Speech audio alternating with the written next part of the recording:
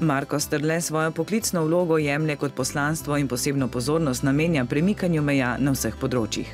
Ardo Nap je dokazal, da lahko premaknemo to mejo najprej razumevanja sposobnosti posameznikov, ampak lahko zelo spontano dokažejo neke svoje potenciale, ki jih mogoče nismo pričakovali.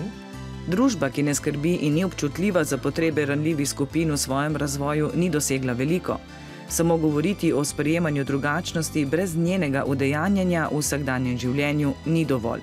Osebe s posebnimi potrebami ne smejo biti samo marginalizirana skupina oseb, ampak skupina, na kateri lahko črpamo veliko možnosti, da razvijamo in pomagamo njihove potenciale, hkrati pa sebi dokazujemo, kaj lahko posameznik doseže v svojem življenju.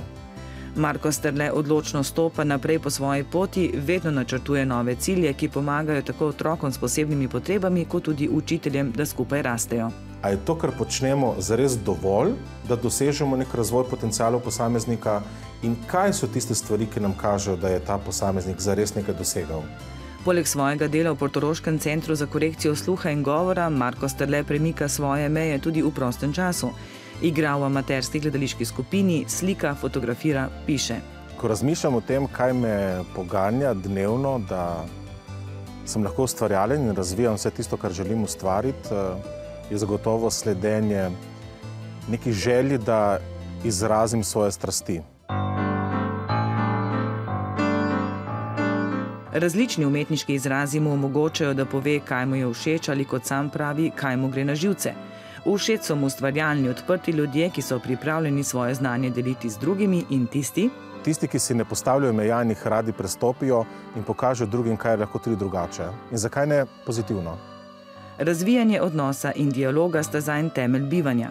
Nihče naj ne prihaja k meni samo s problemi in težavami. Naj prinese tudi možnost rešitve, da lahko to težavo prebrodimo.